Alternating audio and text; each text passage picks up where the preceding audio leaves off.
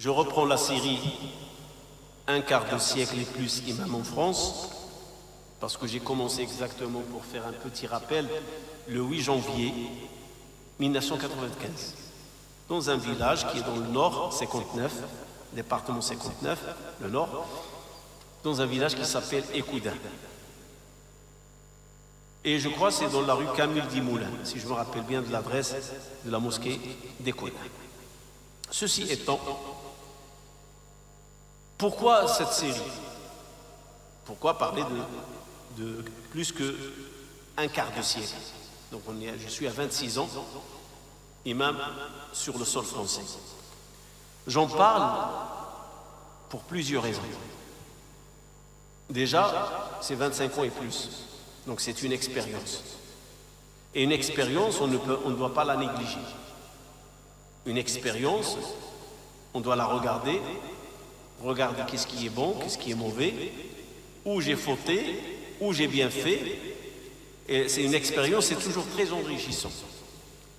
Deuxièmement, et ce que j'ai appris, il y a une grande différence entre le côté théorique et le côté pratique. Il y a une grande différence entre la théorie et la réalité. J'ai commencé mon contact avec l'islam, c'est depuis l'enfance, je viens d'un pays musulman.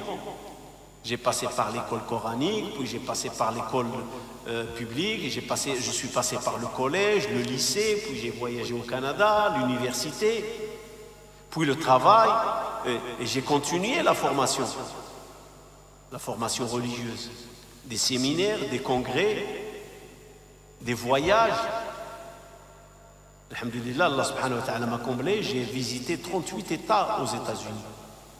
Il reste entre moi et Los Angeles 1400 km, je me rappelle. J'ai failli y aller quand il y avait le congrès à Phoenix, dans le sud des États-Unis. On était à 1400 km à peu près de la ville de Los Angeles, la Californie.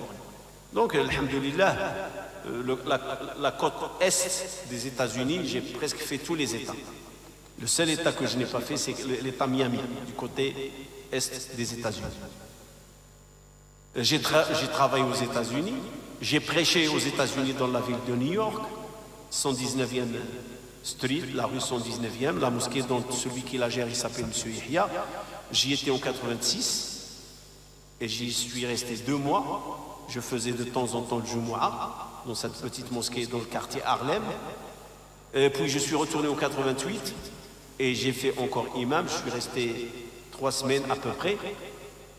Et bien sûr, le départ, c'était le Canada, l'université l'UQAM, comme j'ai dit.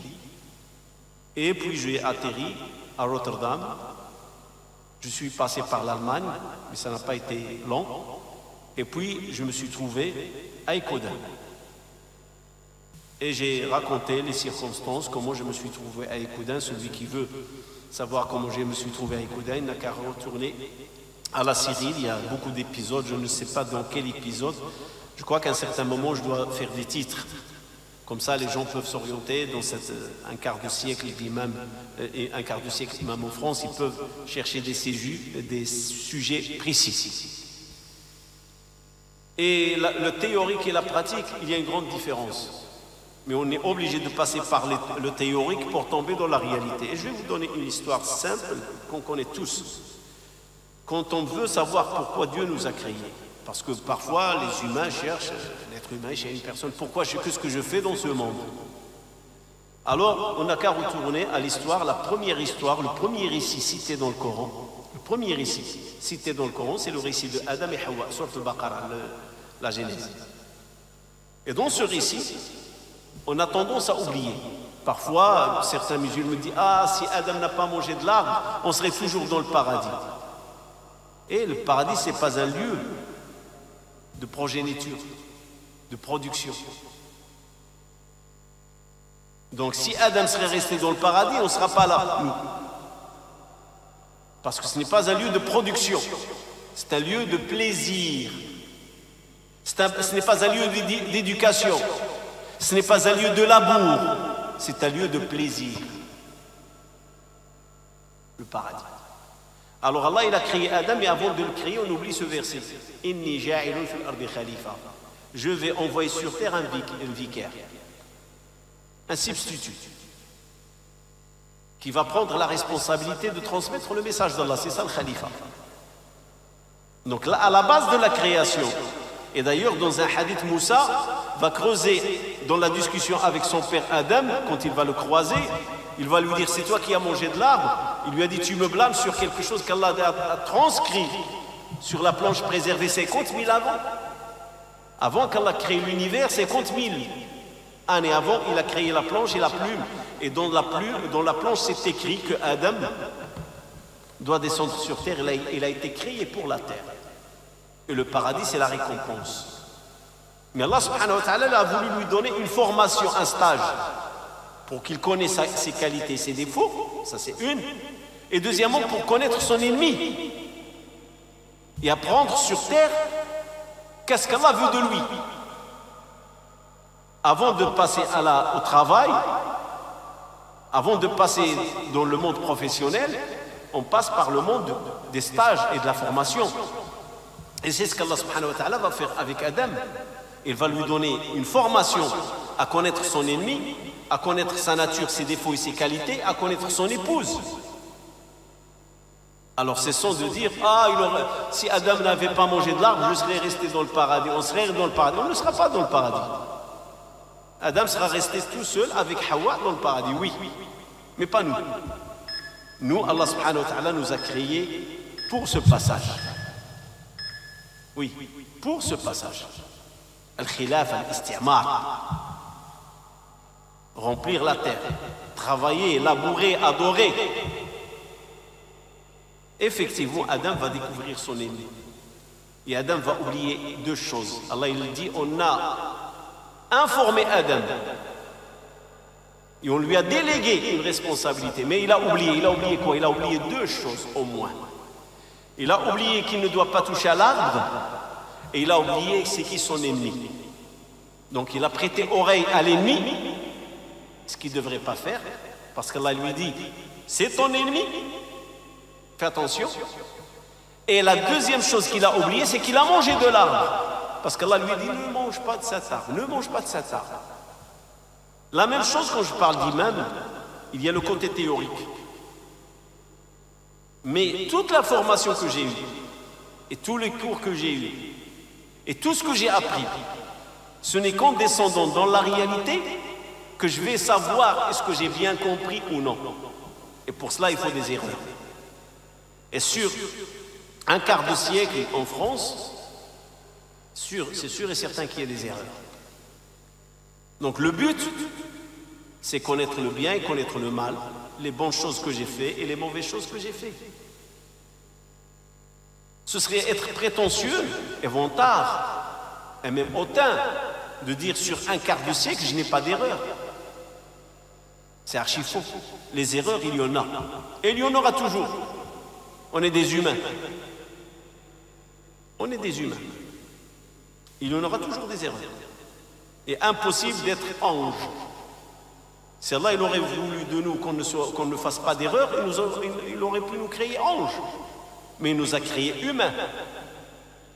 Et il nous a dit, je suis le pardonneur. Il nous a montré la voie du repentir. Et il nous a appris que les choses se corrigent dans la vie. Et c'est pour ça que je fais cette série. Parce qu'il y a une jeunesse qui remonte. Il y a des jeunes imams aujourd'hui. Et j'en ai parlé dans une soirée de cette série. Et j'ai avisé ces jeunes imams qu'ils ont intérêt à faire attention. Parce que je les vois, ils sont déconnectés de la réalité. Et un imam, il doit être attaché à la réalité. Et un imam, il doit être terre à terre avec la réalité.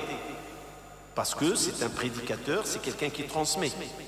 Et pour qu'il puisse transmettre, il y a un ensemble de qualités qu'il doit avoir. Il y a un ensemble de défauts à éviter.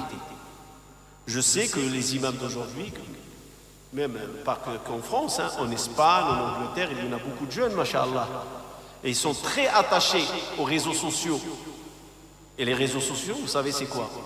Vous avez YouTube, vous avez Facebook, vous avez Instagram, vous avez Snapchat, vous avez TikTok, dont beaucoup de jeunesse il fait des dégâts.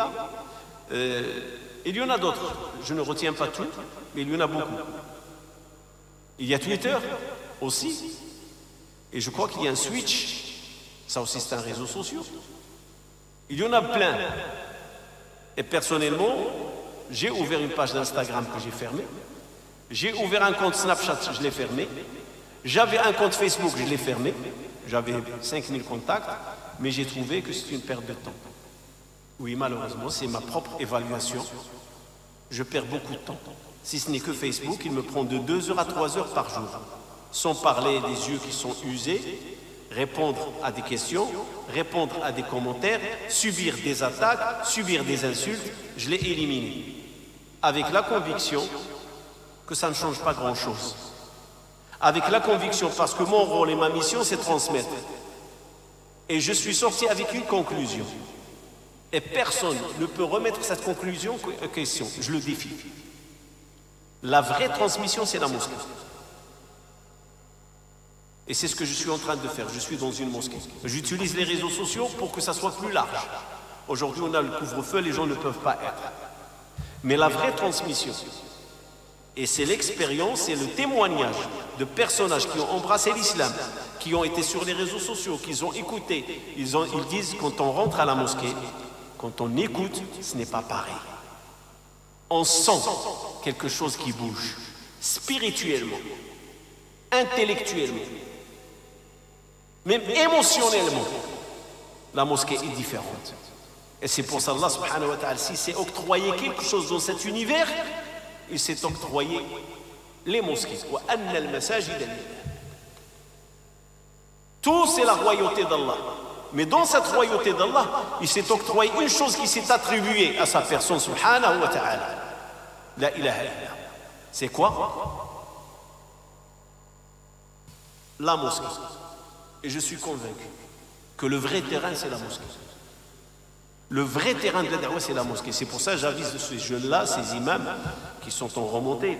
Faites attention. Vous allez perdre beaucoup de temps sur les réseaux sociaux.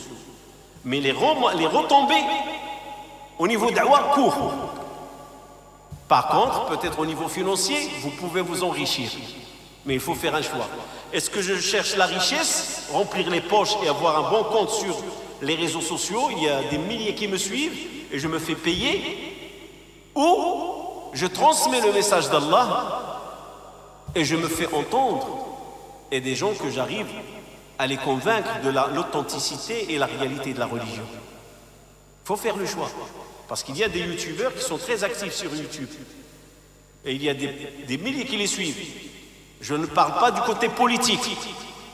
Le côté politique, les réseaux sociaux sont très influents. Ils ont du poids. Mais moi, je parle au niveau de la religion. Transmettre l'enseignement de la religion. Le vrai enseignement de la religion, tu ne peux pas le transmettre que par les réseaux sociaux. Impossible. La mosquée.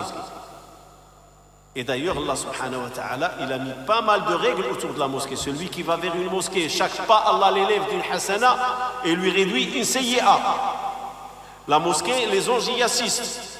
Il vient en prière, il vient avec le registre le jour du vendredi. Et ça, on ne l'a pas sur les réseaux sociaux. Ça concerne la mosquée. Allah subhanahu wa ta'ala, il a créé toute une structure autour de la mosquée.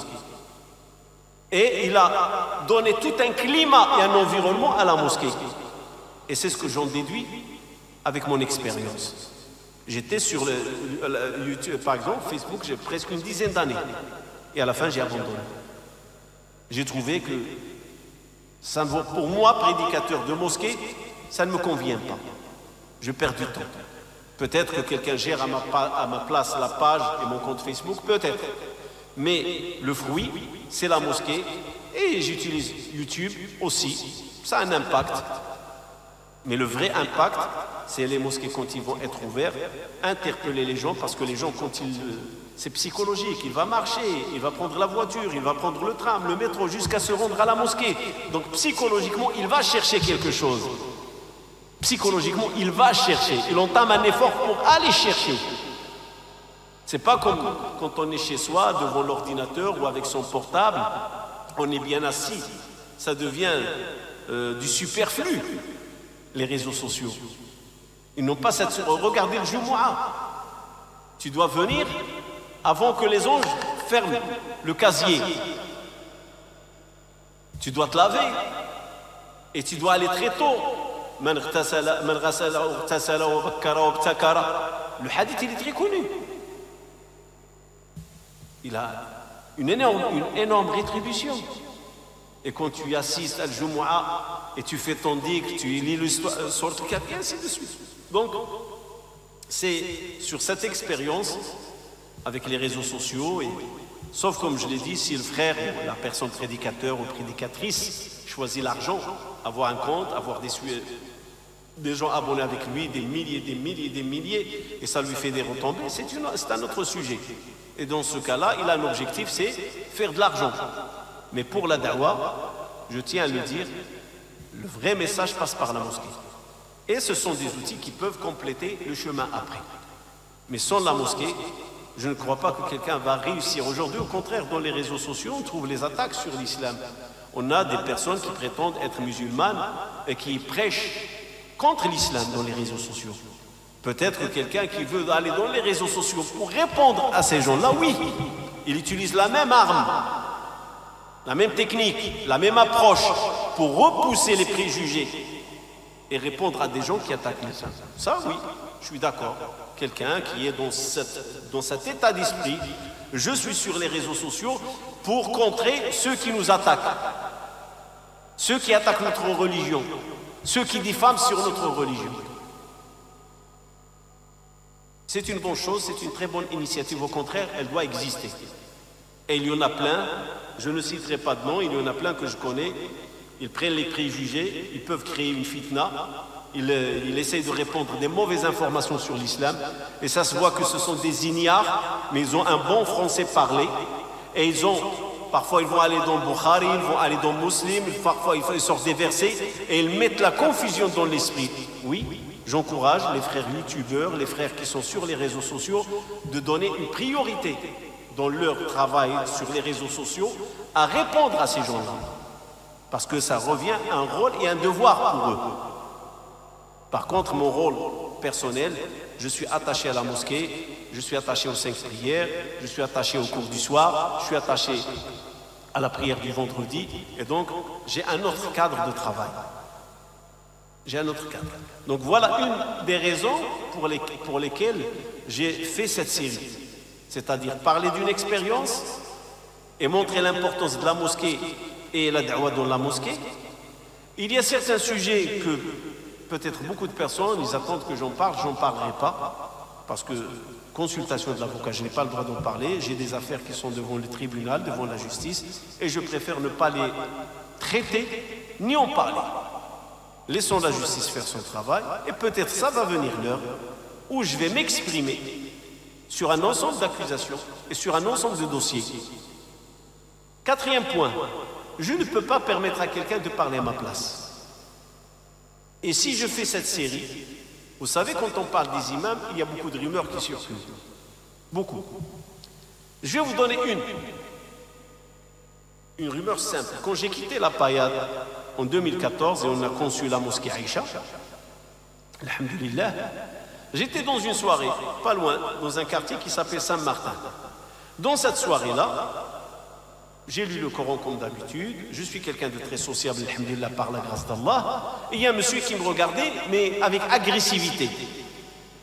Et à un certain moment, il a vu que je rigole, il a dit « J'aimerais bien avoir ta face ». Il m'a dit « J'aimerais bien avoir ta face ». Moi, j'ai cru qu'il rigole. Je dis « Khair, Inch'Allah ». Il m'a dit « T'es vraiment... tu oses ». Il me parlait arabe, marocain. Je dis « Khair ». Là, j'ai compris que le monsieur, il me parle sérieusement. Il m'a dit, comment tu oses lire le Coran, rigoler avec les gens, parler de la religion, et t'as volé 110 000 € de la mosquée de la Payade.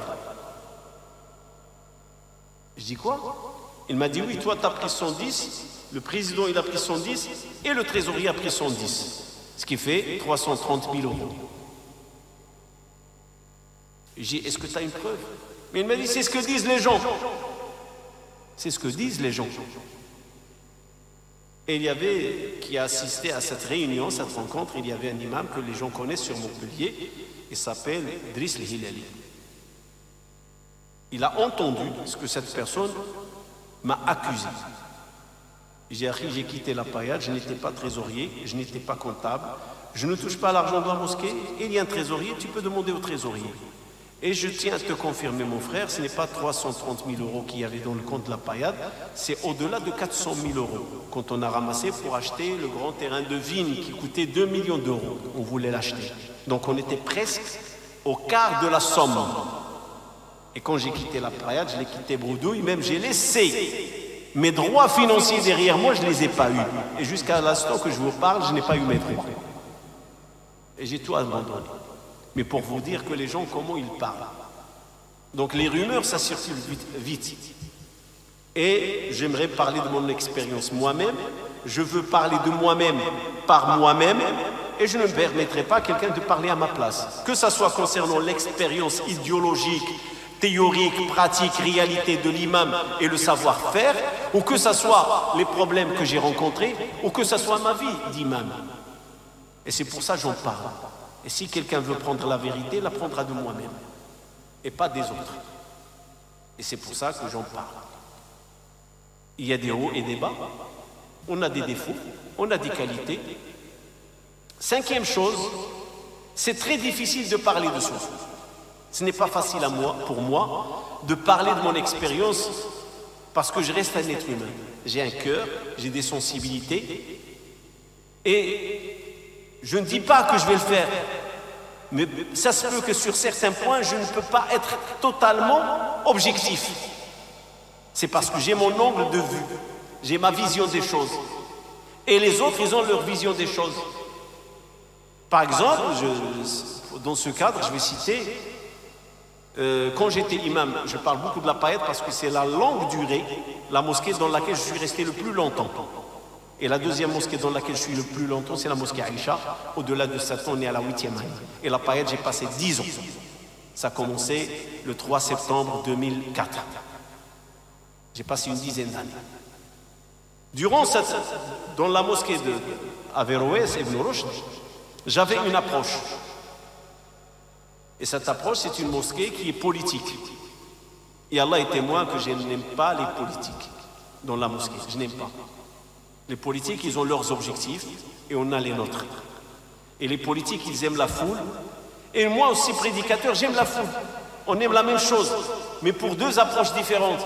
Moi, j'aime la foule pour la réforme et le politique aime la foule pour les investir. C'est un investissement, c'est comme on dit un terreau. Et beaucoup de gens me reprochent pourquoi à la mosquée La Paillade, il y a les politiques, il y a tel qui est venu, tel qui est venu, tel qui est venu. Je ne suis pas responsable. Je n'ai aucune responsabilité. Je suis imam, je ne peux pas dire aux responsables de la mosquée tu empêches les politiques de venir à la mosquée. Ce n'est pas ma responsabilité. Et pourtant, plein de choses qui se sont passées dans cette mosquée, ils les ont attribuées à l'imam. Ah, c'est l'imam qui a fait. Et pourtant, l'imam, il n'a pas le pouvoir politique et le pouvoir administratif de faire.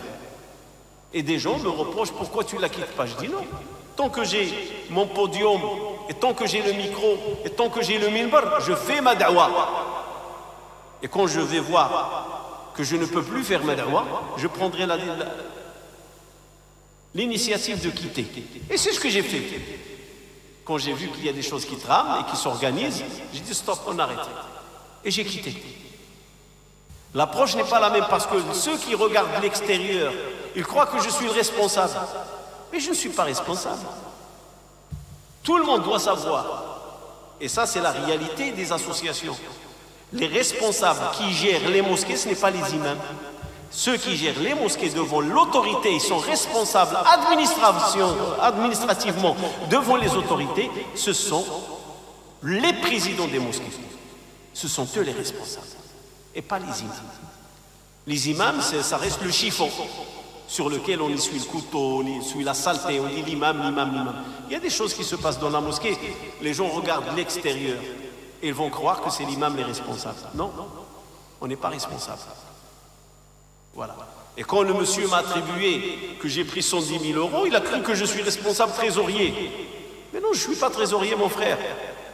Ce n'est pas moi qui va déposer l'argent à la banque et ce n'est pas moi qui va encaisser les chèques. Moi, ma responsabilité, je reçois, je donne au trésorier, les gens, ils ont confiance à l'imam, ils vont lui donner une enveloppe. Et je fais les duas et je regarde ce qui est écrit. C'est ma responsabilité. Ça oui, je fais des duas. Et d'ailleurs, je peux vous dire une chose, quand je vais arriver à l'expérience de la paillade, mes problèmes à la paillade, ils ont commencé quand j'ai commencé à exiger certaines transparences. C'est à ce moment-là que les problèmes, ils ont commencé. De quoi il se mêle cet imam? Et les transparences, c'est pas sur les comptabilités ou les comptes. Non, non, non.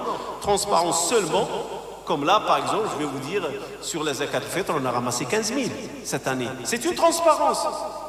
Le frère trésorier me dit, la mosquée Aïcha, à peu près 60 000 € durant le mois de Ramadan. C'est une transparence.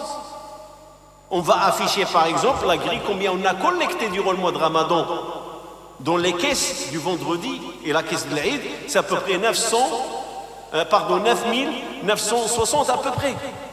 C'est de la transparence. Donner des chiffres aux musulmans. Ne pas interpeller les musulmans, donner, et quand les musulmans te disent vous en êtes où, tu lui dis c'est pas ton affaire. Donc les angles, tout dépend de quel angle voit la personne, et je préfère parler de moi-même, de mon caractère, de mes convictions, de ma personnalité, comment je suis. Je préfère en parler moi-même personnellement. Et je ne laisserai pas ça à quelqu'un d'autre qui va parler à ma place. J'aurais aimé continuer à traduire le tout. J'aimerais m'arrêter sur ma barre, un sujet. Aujourd'hui, je rentre dans le bureau, je trouve par terre ce petit calepin, un petit livre, des petites notes, le résumé et l'exposé, comme quoi laisser, ou plutôt abandonner la lihya, la laisser pousser, est une obligation. Est une obligation. Je remercie le frère, je suis obligé de le remercier parce qu'il s'adresse à moi, donc il me connaît, parce qu'il a été au bureau, il a glissé sous le bureau, sauf que je lui dis, t'as mal fait, c'est un manque de respect. Envers le contenu du livre, parce qu'il y a des versets et des hadiths, tu l'as jeté par terre, ça c'est une. C'est pas de la politesse. La deuxième chose, vous aurez pu me le donner en main propre. Et troisièmement, je suis quelqu'un de très ouvert. Vous pouvez venir me voir et carrément m'interpeller. Tu me dis, crains Allah, shir. Pourquoi tu as réduit ta barbe à ce niveau-là si bas, si courte? Et je vais te répondre. C'est une erreur de machine de tondeuse. J'ai tourné la tondeuse à l'envers. C'est simple. Et quand c'est une partie qui a été rasée, je ne peux pas faire marche arrière. Donc j'ai mis tout au même niveau. Et les gens qui me connaissent, ils savent qu'est-ce qu'il y en est. Et si ce frère me connaît,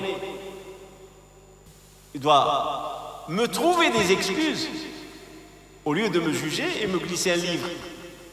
Et je trouve que c'est un manque de respect, et un manque de politesse, et un manque de science. Malheureusement, il y a certains frères qui se croient les juges sur les musulmans. Ils les surveillent, comment ils prient, comment ils s'habillent, la barbe, les pieds, les mains. Il y a des musulmans, malheureusement, c'est devenu maladie. C'est devenu une maladie. Ausculter les musulmans durant leur prière. Et que si chacun s'ausculte lui-même et se préoccupe de sa propre prière, ce serait bien. Ouais. C'est facile de voir l'autre et ses défauts, mais c'est très difficile de se retourner sur soi-même et voir ses défauts. C'est très difficile. C'est très difficile de critiquer les autres. Et c'est pour ça que je vous dis que je fais cette série pour que je me critique moi-même. Et je ne me gênerai pas de me critiquer moi-même. Pourquoi? Parce qu'il faut avoir le courage de le dire. Alors que ce frère... Je vous donne un exemple. Quand j'étais au Canada, je me rappelle, il y avait un frère qui s'appelle Razal. C'est un Égyptien, un jeune qui vient d'arriver. Il avait à peu près 25 ans. On était du même âge. Et subhanallah, il avait un grand problème. Il a lu le livre d'Al-Albani, rahmatullah alayh, la prière du prophète, prier comme je prie. Il a pris ce livre, il s'est focalisé sur ce livre. Et wallah al-adim, il nous auscultait à la loupe quand on priait. Comment ils sont nos pieds, comment ils sont nos mains, comment on pose la main droite sur la main gauche sur la poitrine. Il auscultait les frères. Jusqu'un jour, je lui dis, Akhi, ce que tu fais, c'est bien. Mais tu dois savoir une chose. Si on prend par exemple l'imam Malik, je suis d'école malikite, je suis du nord d'Afrique. Si on va prendre l'imam Malik, par exemple, l'imam Malik, il appartient à la classe après Tabi'in. C'est-à-dire, il n'est pas loin du prophète sallallahu alayhi wa sallam, une centaine d'années. Abu Hanifa est avant lui. Donc eux, ils étaient plus proches du prophète sallallahu alayhi wa sallam, étant donné qu'ils avaient les Tabi'in devant eux, puis après Tabi'in, il y a les compagnons. Et l'imam Malik, il a pris des 7 grands imams, grands fuqaha de la jurisprudence, dont certains sont les neveux des compagnons, comme Mohammed bin Abdurrahman bin Abi Bakr. C'est un des 7, si je ne me trompe pas dans le nom. L'essentiel. L'école malikite, hanafite, shafi'ite, hanbalite, c'est des gens qui sont très loin de le prophète ou plus proches du prophète sallallahu alayhi wa sallam. Ils sont plus proches. Donc la description de la prière, tout ce qui concerne la jurisprudence de la prière, ils sont plus authentiques que les imams d'aujourd'hui ou les fuqaha d'aujourd'hui. Pourquoi? Parce qu'ils sont plus proches. Parce que Tabi'in, ils ont vu les compagnons prier. Et les compagnons qu'Allah les a agréés, ils ont appris de qui? Ils ont appris du prophète sallallahu alayhi wa sallam. Et donc la transmission, elle est plus authentique et plus réelle et réaliste que la transmission d'aujourd'hui. Ceux qui écrivent aujourd'hui ne puisent que dans les données du passé, mais ils ne pourront jamais ramener la vue d'un compagnon, d'un tabi'i ou d'un des 4 imams. Jamais ils ne peuvent ramener cela. Alors que ça concerne là-bas, ou que ça concerne la prière, il faut revenir vers les anciennes opinions, revoir qu'est-ce qu'ils disent les imams, et respecter. Cessons d'être des arbitres et des juges les uns sur les autres. L'amour de la sunna, tous on l'a dans le cœur. Et on aimerait tous être sur la sunna du prophète alayhi as-salatu was-salam. Mais quand on manque, on fait des maladresses. Quand on manque de science, on fait des maladresses. Et Allah subhanahu wa ta'ala m'a enrichi. Et parmi les choses que je peux m'attribuer en fierté, et je le dis et j'en suis fier, c'est que je suis quelqu'un qui a beaucoup voyagé. J'en ai fait 38 États des États-Unis. J'ai vécu au Canada presque 13 ans. J'ai fait presque 2 ans, 1 année et quelques à Rotterdam, 1 mois en Allemagne. Et j'ai fait en France plus d'un quart de siècle, entre le nord et le sud. J'ai commencé dans le nord et aujourd'hui je suis dans le sud. Et croyez-moi que ce voyage, l'imam trotteur, j'ai voyagé, ça m'a beaucoup enrichi. Et ça m'a appris à éviter les maladresses. Et ça m'a permis à connaître les mentalités, les différentes cultures, parce que l'islam c'est une ethnie. Quand tu vois la géographie musulmane, il y a des ethnies. Au Canada, j'ai connu les Pakistanais, les Bangladesh, les gens de l'Inde, j'ai connu les gens du Moyen-Orient, des Égyptiens, des Syriens, des Libyens, des Palestiniens, des Libanais. Et j'ai connu le nord d'Afrique, j'ai connu les Africains. Quand j'étais à Rotterdam, j'ai connu les gens musulmans de Suriname, que je ne connaissais pas. Et je me suis enrichi avec la communauté marocaine du Nord, puis à Ikoudin, j'ai trouvé la communauté marocaine de Sousse. À Tourcoing, j'ai trouvé le mélange, j'ai connu la communauté algérienne. Les Algériens, à Ikoudin, j'ai connu ceux du côté ouest, Staghanem, Ouahran, Blabbas. Mais quand j'étais à Ikoudin, j'ai trouvé une autre communauté algérienne que j'ai découvert. J'ai découvert les Chaouis. Les gens de Chaouia, les Chaouis, ils les appellent de l'est de l'Algérie. C'est-à-dire Stif, Annaba, Betna, l'Est. Et j'ai appris des choses. Et ça enrichit. Le culinaire, les habits, les mentalités, les réflexions, les traditions. C'est ce qui me permet d'avoir une certaine sagesse. Et je ne me vante pas. Effectivement, connaître les gens, la diversité des gens, ça te donne une sagesse. Tu apprends, tu t'enrichis. Si ce n'est qu'au culinaire. Combien de culinaires on a connu? Le doux, le fort, le piquant. On apprend des choses. Et ça, quand on apprend, ça enrichit. Ça enrichit même dans la mentalité, dans la réflexion. Alors je considère que c'est un jeune homme, c'est ce que je crois, hein. C'est une maladresse de sa part. Et je trouve que c'est un manque de politesse aussi. Il aurait pu juste venir me voir direct et je lui expliquerai. Et je ne suis pas gêné de dire voilà frère, qu'est-ce qui s'est passé? Barakallahu fik, t'as voulu me conseiller. Et j'ai 60 ans. Et 60 ans, on dit, celui qui t'a dépassé d'une nuit, il a une raison plus. Alors, que dire si on a une 25 ans, 30 ans de différence? Tu peux savoir quelle richesse j'ai derrière moi. سبحانك اللهم وبحمدك نشهد ان لا اله الا انت نستغفرك ونتوب اليك عملت سوء وظلمت نفسي فاغفر لي فانه لا يغفر الذنوب الا انت سبحان ربك رب العزه عما يصفون